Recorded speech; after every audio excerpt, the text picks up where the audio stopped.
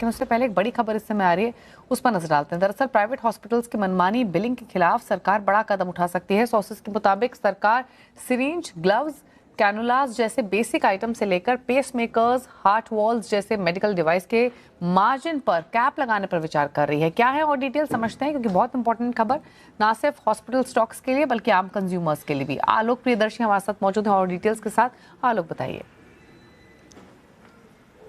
बिल्कुल, देखिए, जिस तरह से प्राइवेट हॉस्पिटल्स में इलाज का खर्चा दिनों दिन बढ़ता जा रहा है, उसको लेकर सरकार बेहद गंभीर है और सरकार ने इस चीज़ को काफ़ी रिव्यू किया है कि हॉस्पिटल्स में जिस तरह से मनमाने तौर पर बिलिंग की जाती है, खास तौर से मेडिकल डिवाइसेस की, जिसमें बहुत ही बेसिक आइटम्स जैसे कैनुला, ग्लव्स, सिरिंज जैसे आइटम्स होते हैं और साथ ही साथ कई सारे जैसे हार्ट वाल्व और पेसमेकर जैसे भी आइटम्स होते हैं, इनकी जिस तरह से 10 से 30 गुना ज़्यादा प्राइसेस प्राइवेट हॉस्पिटल्स में वसूली जाती है, उस पर सरकार लगाम लगाने के लिए एक बड़ा कदम उठाने की तैयारी कर रही है। सीएनबीसी आवाज़ को सूत्रों से जानकारी मिली है कि इन तमाम आइटम्स के जो कॉस्टिंग होती है या फिर इंपोर्टेड प्राइस या जिसको लैंडिंग प्राइस कहते हैं, उस पर सरकार एक ट्रेड मार्जिन पर कैप लगाने पर विचार कर रही है कि एक लागत के सर्टेन % से ज़्यादा इस पर कोई भी बिल्डिंग ना कर सके।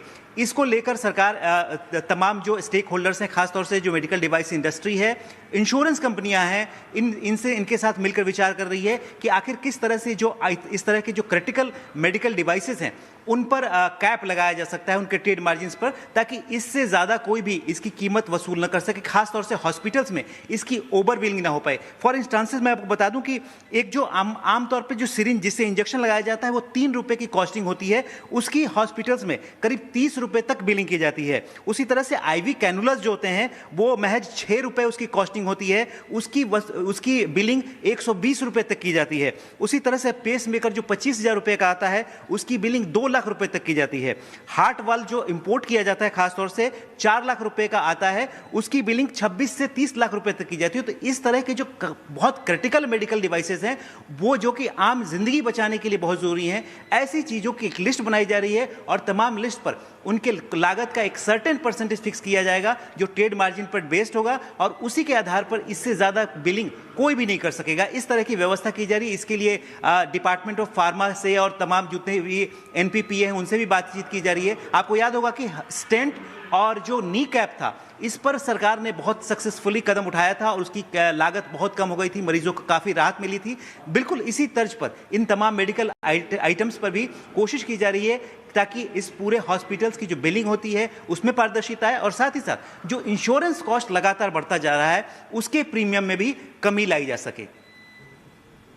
ओके, तो इम्पोर्टेंट खबर, ये तमाम डिटेल्स बताई आलोक ने। अब देखना होगा सरकार इसको फाइनल स्वरूप कैसे देती है। बट आम कंज्यूमर्स के पॉइंट ऑफ व्यू से एक इम्पॉर्टेंट खबर कि निजी हॉस्पिटल्स पर अब ये लगाम लगती हुई दिखाई देगी और किन किन कैटेगरीज पर लग सकते हो, तमाम बातें आपको यहाँ पर बताएगी। शुक्रिया आपका आलोक। और इनफैक्ट इन स्टॉक्स पर राय भी लेते हैं, क्योंकि आज के सेशन में कुछ स्टॉक्स दबाव के साथ भी ट्रेड कर रहे हैं, जैसे कि फोर्टिस हेल्थ के जैसे स्टॉक्स है जो कि अंडर प्रेशर कारोबार करते हुए दिखाई दे रहे हैं।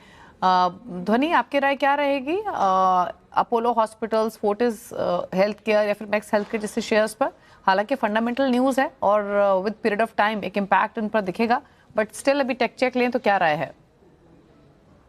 जी, बिल्कुल। Good afternoon. एंड यहाँ पे सबसे पहले अगर हम इन काउंटर्स की बात कर रहे हैं जहाँ पर एक गिरावट देखने को मिल रही है न्यूज़ के चलते हुए, तो फोर्टिस के अंदर टेक्निकल लेवल्स पर भी यहाँ पर एक जो ब्रेकआउट आना चाहिए, उन ब्रेकआउट के पास रेजिस्टेंस लेवल बनाया है काउंटर ने। 920 के जो लेवल्स थे, इनके ऊपर सस्टेन होना काउंटर के लिए काफी इंपॉर्टेंट था कि हम एक उसके बाद अपवर्ड मूव देख सके। तो वो लेवल ऑफ रेजिस्टेंस यहाँ पे काम करते हुए वापस से 860 का लेवल जो है वो फोर्टिस यहाँ पे रीटेस्ट करता हुआ देखने को मिल सकता है।